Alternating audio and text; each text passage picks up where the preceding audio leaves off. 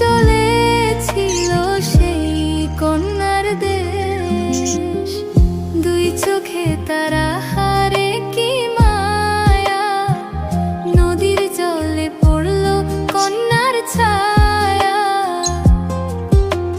তাহার কথা বলি, তাহার কথা বলতে বলতে নাও দৌড়াইয়া চলি। একটা ছিল